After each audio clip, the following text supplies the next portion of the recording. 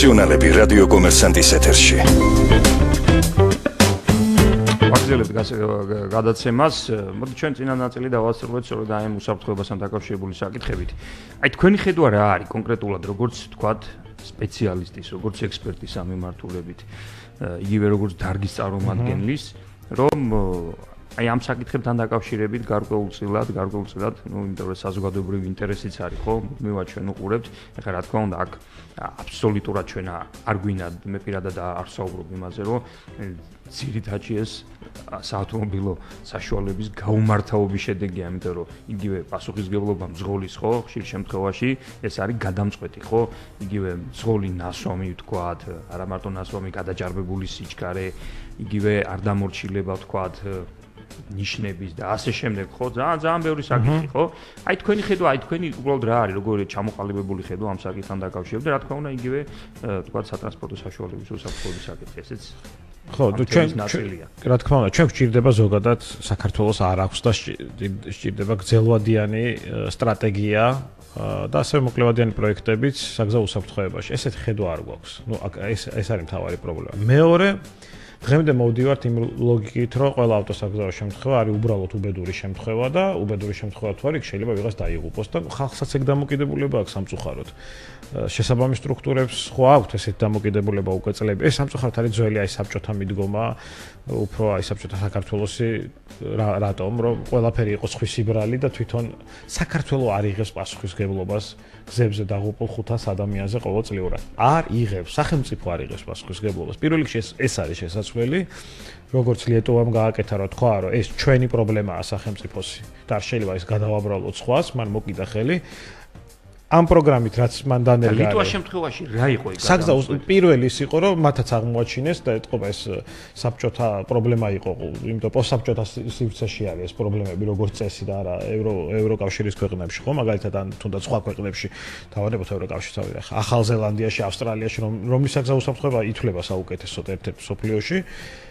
აღმოაჩინეთ, რომ ეს პოსტსაბჭოთა სივრცის პრობლემაა, იმიტომ რომ სახელმწიფოს აი აქ ხონდა პასუხისმგებლობა მთლიანად მოშორებული და ხალხზე დაბრალებული, რომ შენ იქცევი ცუდად, შენ არ უყევ, შენ ხარ ესეთი და ამის გამო პრობლემა კი არ მოგვარდა გამწვავდა, გამრავლდა მით უმეტეს კორუფციის ფონზე, ხო, როცა ნასვამპირ შეუძლია ქთამი მისცეს და გააგრძელოს გზა. ასე რომ ეს პრობლემა ძირითადად იმის გამო, რომ პასუხისმგებლობას არ იღებს ჩვენ შემთხვევაში სახელმწიფო და ლიეტუვას შემთხვევაში აიღო ეს პასუხისმგებლობა. და რაში გამოიხატა თქვა, აი კონკრეტული რა ღონისძიებები შექმნა საგზაო უსაფრთხოებაზე ორიენტირებული სტრუქტურა, რომელსაც დაევალა პირველ რიგში მიზეზების შესწავლა მეცნიერულ დონეზე, მათ შორის, ანუ სტატისტიკის დამუშავებით და რა მიზეზები იყო, რა ხდებოდა ამ შემდეგ, დაიხვეწა სტატისტიკის წარმოების მოდელი. დაფიქსირდა ქვეყანაში ყველა შავი წერტილი. ეს ის ადგილები, სადაც ბევრი ავტოსაგზაო შემთხვევები ხდება ერთ კონკრეტულ მონაკვეთზე. იქ ჩატარდა ღონისძიებები, რითაც აღმოიფხვრა ეს შავი წერტილები და ყველაზე მთავარი შეიცვალა მართვის საგამოსტო სისტემა მთლიანად და ჩვენ ევროდირექტივებში უკვე 2 წელია გადაცდენა გვაქვს და ვერ ვნერგავთ რაღაცებს იქ რაც არის გასაკეთებელი და გააკეთა ყველაზე აი მე რაც ყველაზე მნიშვნელოვნად მიმაჩნია ეს არის პირველი ცნობიერების ამაღლების კამპანია ინტენსიური და მეორე ასევე აი ნაწილში განათლების ნაწილში ბაღში, სკოლაში ყველგან დაიწყო საგზაო უსაფრთხოების სწავლება. საგზაო უსაფრთხოება ჩვენ ხშირად გვახსენდება, რომ მხოლოდ იმას ეხება, ვინც საჭესთან არის, ხო? ანუ ფეხით როცა გადაადგილდები, შენ უნდა იცოდე მოძრაობის წესები იმისთვის, რომ უსაფრთხოდ იგზნო თავი. აი კომპლექსური მიდგომით ეს პრობლემა მოაგვარა, მაგრამ ამ პრობლემას აგვარებ მაშინ, როცა ამბობ, რომ პრობლემაა ეს. თუ არ აღიარებ ამას და ამბობ, რომ არაფერი, ხო? აი ტექნიკურ ინსპექტირებაშიც ჩვენ თქვით, რომ თამამი ნაბიჯი იყო, ხო, ის გადადგმა, რომ დაიწყო ეს რეფორმა. მაგრამ ასევე თამამი ნაბიჯებია შემდეგში საჭირო, იმიტომ რომ მხოლოდ დაწყება არ არის საკმარისი იმისთვის, რომ ჩვენ შემთხვევაში ჯერ მარტო დაიწყო, იმიტომ რომ მათ შორის ინდუსტრიას თქვა მიმდინარე წელს სერიოზული პრობლემები ჰქონდა ამ მიმართულებით. კი, ბიზნესი მაქვს აქ საუბარი, იმიტომ რომ აი თქვა გატარების მხრივ სტატისტიკური მონაცემებით, ხო? აი რა დონეზე რა პროცენტით შემცირდა აი თქვა დროში ძალიან კატასტროფულად. აი რო თქვა, ეხლა ტექინსპექტირება რა არის, ხო? ნუ ბიზნესის ნაწილში რამდენიმე რამეს მოიცავს. ბიზნესს, მომხმარებელს, საგზაო უსაფრთხოებას, ეკოლოგიურ სტანდარტს, სახელმწიფოს ასოცირების ხელშეკრულებას, ბევრი მიმართულებაა ხო ჩართული. თუმცა ყველამ ერთმანეთი ასე ვთქვათ ამ მიმართულებით საბოლოო შედეგი რა არის, რომ ბევრი ადამიანი გადარჩეს. მიზანი რა არის? ბევრი ადამიანის სიცოცხლის დაცვა. აქამდე მიხვალ იმ შემთხვევაში თუ დანერგავ ის რაც არის დასანერგი და არ შეგეშინდება. ჩვენ რეალობაში რა გვაქვს, რომ სახელმწიფო სტრუქტურებს უჭირთ თამამი ნაბიჯების გადადგმა, რატომ? რომ არის სოციალური ფონი. სოციალური ფონი არჩევნები ყოველ წელს თქვა. ხო, არჩევნები და ასე შემდეგ. რაღაცნაირად თქვა ელექტორალურ თემასთან. 1000 ჯერ უფრო გაადვილდება. აი, კამერების გამორთქვა პირდაპირ არის დაკავშირებული. ჩემი აზრით. ხო, რა თქვა ამას. ალბათ ეგ რასაც თქვენ გულისხმობთ, რაღაც ლოიალურობის გამოჩენას. ეგ ლოიალურობა ჩვენ გვიჯდება 500 დაღუპულად გზაზე. ხო, აი ეს შემიძლია დავდო. საკმაოდ მნიშვნელოვანი წილია და ძალიან დიდი. თქვა იგივე ინდუსტრიას, ოდესაც თქვა ახალისებ და ინდუსტრიას თქვა იცავს ინვესტიციების ჩადებას, თქვა დარგის განვითარებას და ამ დროს მას არაპროგნოზირებადი, მოდი ესე თქვა, ბაზარია ხო ამ შემთხვევაში, ანუ ესე თქვა, იმიტომ რომ პირველი წელი 2019 წელი ხო, როცა დაიწყო 2019 საყოველთაო როცა გახდა კი საყოველთაოზე მაქვს საუბარი მაშინაც მე მგონი სტატისტიკა არ იყო მთლადის ხო მინიმუმი იმაზე რასაც შინაგან საქმეთა სამინისტრო აქვეყნებს ოფიციალურად იმიტომ რომ დღესაც სამინისტროს მონაცემებით არის 1.300.000-ზე მეტი სატრანსპორტო რეგისტრირებული სატრანსპორტო საშუალება თუმცა თუ არ ვხვდები სადღაც 700.000 იყო ის სატრანსპორტო ინსპექტირებაზე გამოცხადება გავლილი 2019-ში და 2020-ში ალბათ სადღაც ერთი ჩემია ვარაუდით ერთი მინიმუმ 40%-იანი ვარდნა იქნება, ხო, კიდე? ჩვენი ინფორმაციით, აი ხა მიმდინარე წელს რეგისტრირებული სატრანსპორტო საშუალებების 25% გამოცხადა ინსპექტირებაზე. რაც, კატასტროფულად ცუდი მოჩვენებელია. 2019 წელს შედარებით აქ მნიშვნელოვანი 2019 წელს 50% უნდა ვთქვათ და აი ასე ვთქვათ 50%-ის განახევრებული მოვიდა 2020 წელს. თქვენ ამას კამერებს უკავშირებთ, კამერების გამო. კანონის აღსრულებას, იმიტომ რომ კანონის აღსრულება არ არის ჩვენ გვახსოვს ხოლმე მხოლოდ კამერები კანონის აღსრულებაში. სინამდვილეში კამერები არ არის მხოლოდ ერთი ბერკეტი ამ კანონის აღსრულების, უნდა დანერგილიყო გზის პირა ინსპექტირება. მაგალითად, თავიდან ეს პროცესი როცა დაიწყო, ხო, ტექნიკის ინსპექტირების პროცესი, იმ დროს აბსოლუტურად მოდი ესე ვთქვა, თვითონ ზღოლით სხვა იმით მიდიოდა, პასუხისგებლობით მიდიოდა, შესაბამისად სხვა ხედვა იყო ამასთან დაკავშირებით, ხშირი იყო თქვა ის რომ თქვა ესა თუ ის სატრანსპორტო საშუალება ვერ გადიოდა, რაღაცა გარკვეული ხარვეზების გამო და ფაქტიურად შეიძლება ითქვას პირველი ეტაპი ამ ხრივ სამაგალითო იყო. თუმცა შემდგომ პერიოდში ჩვენ ხედავ და გადის დრო და იხვეწება მათ შორის ის რომ შესაძლებელია ვიღაცემა თქვა იქირაონ თქვა ნაწილები და ეს თქვა ცუდი ნაკრები საბურავი გაიაროს ხო გარდა მაგისა მათ შორის ტექნიკური ინსპექტირების სხვადასხვა ადგილას შეიძლება თქვა მოხდეს ისეთი შემთხვევა როდესაც მე არ მინდა საუბარი აქ რომ ვიღაცამ კორუფციულ თემაზე რომ ლოიალური იყოს რომ თავარია მას მოხმარებელი მიუვიდეს და ისე გაატაროს თქვა სატრანსპორტო საშუალება გარკვეულ რაღაც საკითხებზე თვალი და აი ამასთან მიმართებაში თქვენ როგორ უყურებთ არ არის ახლა დღეს ხო სფეროში რომ თვითონ ესე თქვა პროცესი რომელიც საკმაოდ კარგად დაიწყო და საკმაოდ მაღალი მე მაგალითად პირველ ეტაპს იმიტომ რომ მე თვითონ ვარ სატრანსპორტო საშუალების მფლობელი და რო გავედი პირველ ეტაპზე იყო აბსოლუტურად იდეალურად შემოწმებული სატრანსპორტო მე თვითონ მაყოფილი დავჭი რომ ფაქტიურად საკმაოდ მაღალ პროფესიონალურ და კვალიფიციური მიდგომა იყო ამ საკითხზე თუმცა დღეს ეს ვითარება არ თქვენ დამეთანხმები თუ არა მაგრამ საყოველთაო მოსაზრება არის რომ შეცვლილი არის ფაქტიურად ესეთი ენთუზიაზმი თქვა აღარ არის ხო ჩვენ ახლა საუბრობთ ორ მიმართულებაზე ეს არის ხარისხი რაც მე და ეს არის ტრენინგი, ანუ ტრენინგი ნიშნავს პროფესიონალიზმის დახვეწას ან ინსპექტორების კვალიფიკაციას.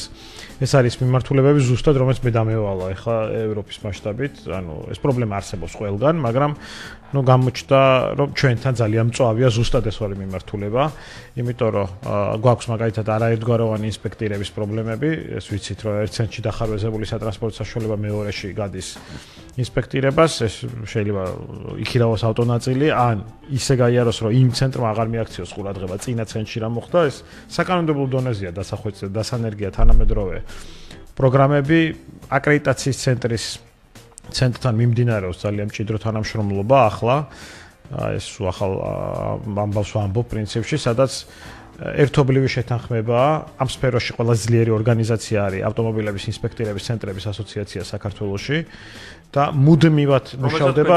კი, დიახ, რომელსაც მე წარმოადგენენ და მუდმივად. ახალი ცენტრი შეიქმნა. კი, აი მაგეთკენ მინდა მივიდე. ნამდვილად. ეს არის ყველაზე მძლავრი ორგანიზაცია ამ სფეროში და ჩვენ მუდმივად რეკომენდაციებს ვაწვდით აკრედიტაციის ცენტრს. და ესეთ თანამშრომლობა უკვე შედგა, მათ იციან ამ პრობლემების შესახებ. გარკვეულწილად აი მაგალითად პროგრამულ ნაწილში უკვე ჩანს ავტომობილის დახარვეზების ისტორია, მაგრამ შემდეგ რა უნდა მოხდეს, ეს არის ახლა გასარკვევი. ასევე ძალიან მნიშვნელოვანია, რომ არაერთგვაროვანი ინსპექტირება ხდება და მოხდება, იმიტომ რომ ერთიანი სისტემა, პროგრამა სწავლების ჯერჯერობით არ არსებობს, მაგრამ უკვე არსებობს ძალიან მაგარი სასწავლო საგამოსტო ცენტრი, რომელზეც თქვენ ბრძანეთ, ეს არის კახეთის გზატკეცილზე, აეროპორტის მიმართულებით. ასეთი არ არის არც რეგიონში და არა ნამდვილად. ძალიან მაღალი დონის და თვითონ ფუნქციონალურად ძალიან დატვირთული. დიახ. და ეს იქნება მრავალპროფილური, ანუ მექანიკოსებისთვის, ინსპექტორებისთვის, მძღოლებისთვის, გადამზადების და სასწავლო პროგრამების მთელი, ასე ვთქვათ, გაერთიანება. აქ იქნებიან არა მხოლოდ ქართველი სპეციალისტები, არამედ საერთაშორისო ექსპერტები. ჩვენ ძალიან მალე გავაჟღერებთ იმ საერთაშორისო კომპანიის შესახებ, რომელიც ჩამოვა და მთელ პროგრამას გაუძღვება. ნამდვილად პარტნიორი იქნება. ერთ-ერთი ძალიან ძლიერი და ბრენდი კომპანია ამ სფეროში, სასწავლო საგამოსტო მიმართულებით, განსაკუთრებით.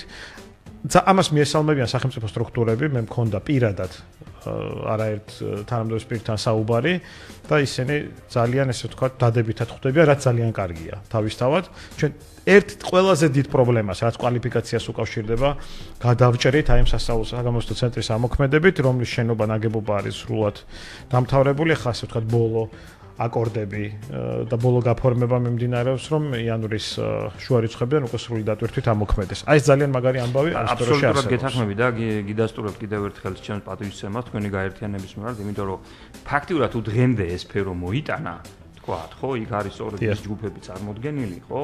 მათ შორის იმ პერიოდში, როდესაც ტექნიკური ინსპექტორება საერთოდ არ ხდებოდა მას, ასე ვთქვათ, საყოველთაო ინსპექტორება, იყო ხალხი, ანუ ცალკე აღებული მეწარმე სუბიექტები, რომელიც ამ სფეროს წარმოადგენდა, ინახავდნენ ხო ამ ობიექტებს და აი ეს ხალხია, ხო, თქვენი გაერთიანების, ძირითადი გაერთიანების წარმომადგენლები. და რა თქმა უნდა, ეხლა ეს წინადადება ამ სასწავლო საგამოსტო ცენტრზეც, რა ვთქვათ, ჩვენ არა ვართ ორიენტირებული მხოლოდ ინსპექტორები, თუმცა ინსპექტორების გადამზადება არის ძალიან მნიშვნელოვანი, ხარისხის მენეჯერების, აი ეს იქნება ერთ-ერთი გამწევი, ასე ვთქვათ, ძალა, მაგრამ ჩვენ ხედავთ, რომ ზოგადად ტექნიკური დარგის სპეციალისტების აღზრდა და მათი კვალიფიკაციის ამაღლება წარმოადგენს ძალიან სერიოზულ პრობლემას მთლიანად ქვეყნის მასშტაბით. და აი ეს ცენტრი ამ პრობლემებს გადაჭრის მთელი ქვეყნის თვის და ამიტომაც ეს იქნება ერთ-ერთი ყველაზე წარმატებული პროექტი, რაც კი ამ სფეროში ყოფილა. აბსოლუტურად გეთანხმებით, იმიტომ რომ დღეს ჩვენ საუბრობთ სახელმწიფოს მნიშვნელოვან პროექტზე, რომელსაც საზოგადოების ძალიან დიდი ნაწილი იმედით უყურებს, იმიტომ რომ ეს არის საავტომობილო საშუალებების ტექნიკური ინსპექტირების პროცესი ყველა ქვეყანაში, მათ შორის ყველა წარმატებულ ქვეყანაში სახელმწიფო პოლიტიკის რანგში და დონეზეა ასული, აყვანილი და რა თქმა უნდა, იქ ეს კვალიფიკაციის საკითხი, მათ შორის ხარისხის თემა, ხარისხის მართვა იმ კუთხით, რომ ეს ვერასაც იძახით ინსპექტორების სახით წარმოდგენილი. ის ხალხი, რომელიც უშუალო ინსპექტირებას ასრულებს, ხო, რა თქმა უნდა, ეს აღნიშნული ის იყო მაღალ კვალიფიციური და ხო, იმიტომ რომ მათაც ექმნებათ პრობლემა, ანუ იმიტომ რომ თუ დაუშვათ მოხდა რაღაც მონიტორინგის შედეგად აღმოჩნდა, რომ ამა თუ იმ ინსპექტორს აქვს დარღვევა და შეიძლება განზრახულობით არ იყოს ეს დარღვევა და იყოს უბრალოდ გამოუცდელობით. შეიძლება სისხლის სამართლის პასუხისმგებლობა. ხო, და მე მართლა ესეთ შემთხვევები გული დაგეწება ხო ასეთ დროს ადამიანს, რომ შეხედა რომ უბრალოდ არ იცოდა და ამის გამო შესწავლა მოვიდა და ეჭვია რომ ამან განზრახო არ გააკეთა. ამ დროს უბრალოდ კვალიფიკაციის პრობლემა აქვს. მათი კვალიფიკაციის ამაღლებით მოხდება მათი უფლებების დაცვაც ამავდროულად, იმიტომ როცა მაღალია კვალიფიკაცია, შეცდომას აღარ უშვებ, შეცდომას თუ აღარ უშვებ, ეჭვი იმის რომ შენ ჩართული ხარ რაღაცა მაქინაციებში არის ნაკლები. ბევრ პრობლემას მოაგვარებს. აბსოლუტურად გეთანხმებით თავისთავად და ერთი მნიშვნელოვანი საკითხი. იმის გამო რომ თქვა ლარის გაუფასურება ხდება პროცესები ჩვენ ვაგვირდებით, არ არის არც თუ სახარბელო, თქვა ეკონომიკური პროცესები, ხო არ იგეგმება ამ ტარიფის, აი ამ ფიქსირებული ტარიფის, რაც არის ამ ტარიფის გადახედვა, ეს აი დღის წესრიგში დგას თუ ყოველ შემთხვევაში ეს როგორ არის ამასთან დაკავშირებით? ხო, ეს იმიტომ რომ დღეს ფაქტობრივად ბევრ რაღაცაზე ფასები იცვლება და ალბათ ლოგიკური ესე ვთქვათ კითხვა ხო ჩემს მიერ დასმული. სწორად არის კითხვა დასმული, ზუსტად მე ვიცი რომ არაპოპულარულია ახლა შეიძლება ვთქვა განცხადების დონეზე, მაგრამ იგივე ის ევროდირექტივა ჩვენ გვეუბნება რომ ინსპექტორების საფასური უნდა იყოს ისეთი რომ ინსპექტორმა შეძლო სამართლიანად პროცესის წარმართვა. ანუ ფარავდეს რეალურად ხარჯებს და იყოს პროპორციული იმ შრომის, რასაც ინსპექტორი გასცემს და განახორციელებს. ცდარია რომ დღეს არის ფასი ორ კატეგორიად საფასური, ანუ მსუბუქი და სატვირთოზე გაყოფილი, სინამდვილეში 8 კატეგორია არის სატრანსპორტო საშუალებების. ევროპული გამოცდილება ამას რომ ეს ფასები უნდა იყოს ასევე 8 კატეგორიად დაყოფილი ერთი და მე ცენტრებთან და წარმომადგენლებთან უბრალოდ თქვენ სავალდებულოა იმ მსუბუქ სატრანსპორტო საშუალებებში შეიძლება დიფერენცია იყოს ამის საუბარი. ხო, იქ არის მისაბმელიანი ტრანსპორტია იქ ზონის მიხედვით არის ხო, რამდენი სატრანსპორტო საშუალებაც არის კატეგორიების მიხედვით, იმის მიხედვით რა, ეს ძირითადად უკავშირდება ხოლმე. ხო, აი მაგალითად არის მარშრუტკა, არის ავტობუსი ხო? არის კიდე სატვირთო სატრანსპორტო საშუალება ტონაჟობის მიხედვით ისაზღვრება და შემდეგ. კი, არა, მაგაზე მე სატრანსპორტო საშუალებებზე გესწრებ. მსუბუქი ყველგან ერთნაირად არის სოფლიოში. არა მგონია რომ მსუბუქის შემთხვევაში გადაიხედოს. არა ხო, რაზე ვსაუბრობთ ახლა? ანუ გრადაცია უნდა მოხდეს ტარიფის. მე მგონი თავიდან არასწორად გავიგე რაც მითხარით და ახლა დავაზუსტე. ცენტრებს აქვთ პრობლემა ფინანსური, იმიტომ რომ ეს საფასური აღარ ასახავს რეალობას და მათ ხარჯებს. მით უმეტეს, მოდი გავიხსენოთ ხო კიდე რა იყო, სახელმწიფომ დაუძახა ბიზნესს და უთხრა რომ თქვენ ჩადეთ თანხა, ჩვენ ევროდირექტივას დავნერგავთ და ყველასთვის ასე ვთქვათ, ყველა მხარე იქნება წარმატებული ამ საქმეში. რეალურად რა შედეგი მივიღეთ, ხო, რომ ბიზნესმა პატიოსნად მოიძია ინვესტიცია, ჩადო და შემდგომ უკვე სახელმწიფოს მხრიდან შემოსავლები არ იყო ის, რომელსაც ელოდებოდა ბიზნესი. არა მხოლოდ ჯერ ერთი კანონის აღსრულებას, როცა თიშავ შენ პრაქტიკულად კანონის აღსრულებას, ესე იგი იმ თავარ დაპირებას რომ კანონს აღასრულებ, იმას არ აკეთებ, ანუ ბიზნეს უკვე შემოსავალი არ აქვს. მეორე მხრივ მოსახლეობა რომელიც დიდი მოლოდინი ქონდა რომ ეკოლოგიური მდგომარეობა გაუმჯობესდებოდა მაგალითად შედეგს ვერ ხედავს ხო?